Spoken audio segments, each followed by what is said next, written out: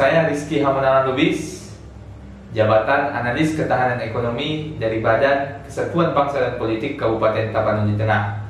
Perkenalkan, nama saya Rizky Rahmat, Jabatan Pengawas Jalan dan Jembatan di Dinas PUPR Kabupaten Tapanuli Tengah. Perkenalkan, nama saya Satria Manggea, peserta Laksar tahun 2022 Kabupaten Tapanuli Tengah. Saya sebagai analis penataan kawasan di Dinas Perumahan dan Kawasan Pemukiman Kabupaten Tapanuli Tengah. Assalamualaikum warahmatullahi wabarakatuh. Perkenalkan, saya Siti Hasnah Rahab. Saat ini saya ditempatkan di Dinas Pendidikan Kabupaten Tapanuli Tengah sebagai analis sosial budaya. Assalamualaikum warahmatullahi wabarakatuh. Saya Siti Nurhaliza Siregar SAP dari Unit Kerja Dinas PMD Kabupaten Tapanuli Tengah. Ada banyak sekali misinformasi virus dusta yang beredar hari-hari ini di tengah pandemi. Dan sesungguhnya ini bisa sama berbahayanya dengan virus COVID-19 itu sendiri.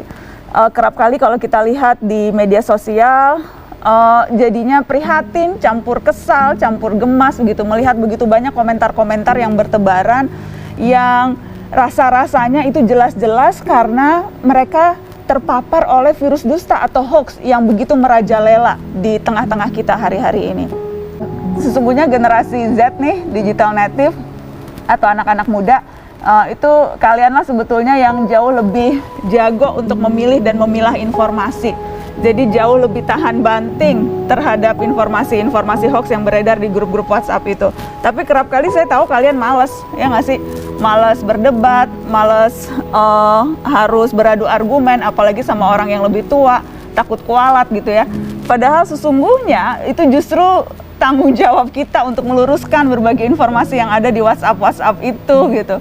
Jadi jangan takut, jangan ragu, you have to speak up. Kalau jelas-jelas ini informasinya nonsens, nggak masuk akal sehat, jelas-jelas kamu udah tahu informasi yang lebih benar dan kamu diem aja, don't. Jadi please have the courage untuk bantah langsung di WhatsApp grup itu kalau ada informasi yang jelas-jelas memang keliru. Nah, untuk menangkal hoax itu, jadi ada 5 hal yang bisa kita lakukan sebelum membaca berita. Yang pertama, periksa fakta. Kita harus membiasakan membaca berita secara keseluruhan. Bandingkan informasi berita dari sumber yang berbeda. Bedakan informasi berita berdasarkan fakta dan opini, disertai dengan bukti dan kesaksian. Cara yang kedua, cek keaslian foto. Suatu foto bisa diketahui asli atau tidak bisa dengan menggunakan aplikasi Google Lens. Seperti berikut ini. Yang ketiga adalah ikut grup diskusi, seperti grup atau forum anti fitnah, hasut, dan hoax. Atau dapat juga mengikuti fanpage and group Indonesia Hoaxbuster, fanpage Indonesia Hoax, dan grup Sekoci. Hal yang perlu kita lakukan untuk menghindari hoax adalah dengan berhati-hati dengan judul provokatif.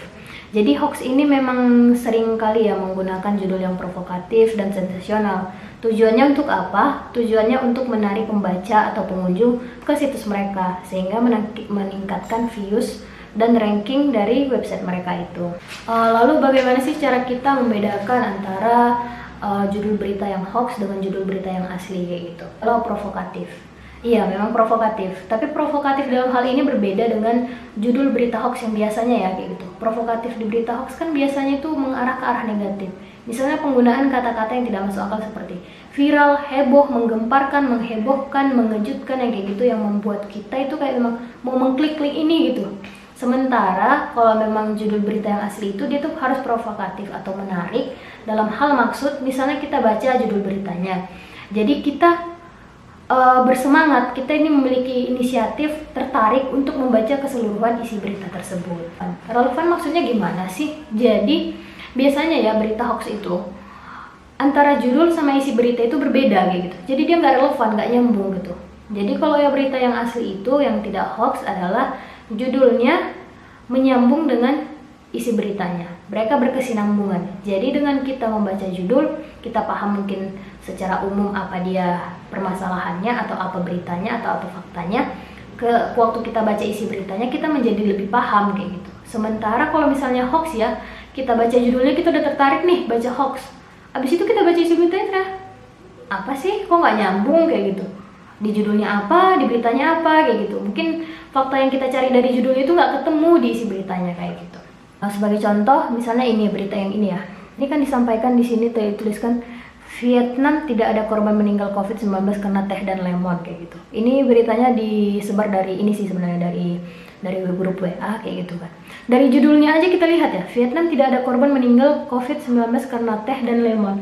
Ini udah nggak memenuhi gitu loh, memenuhi kaidah yang relevan gitu. Emang COVID-19 kaitannya sama teh dan lemon itu apa kayak gitu. Sementara berita aslinya itu disampaikan mereka itu tidak mengalami kematian karena apa? Karena mereka menerapkan menerapkan protokol COVID-19 itu gitu. Makanya mereka nggak ada kasus kematian kemarin kayak gitu waktu tahun 2020 waktu semua banyak negara yang mengalami kematian warganya atau masyarakatnya kayak gitu kan.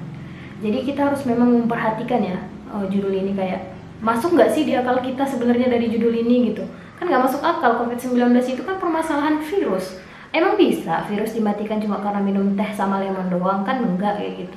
Jadi kita untuk melihat judul yang hoax ini juga kita harus memperhatikan betul nggak sih, logis nggak sih, masuk akal nggak sih kayak gitu. Yang kelima, cermati alamat situs. Pastikan informasi bersumber dari situs institusi pers resmi. Hanya ada 1.797 dari 43.000 situs berita online yang terverifikasi sebagai situs pers resmi, menurut data dari Dewan Pers. Tangkal hoax mulai sekarang. Tangkal hoax mulai sekarang. Tangkal hoax mulai sekarang. Tangkal hoax mulai sekarang. Tangkal hoax mulai sekarang. Hati-hati di jalan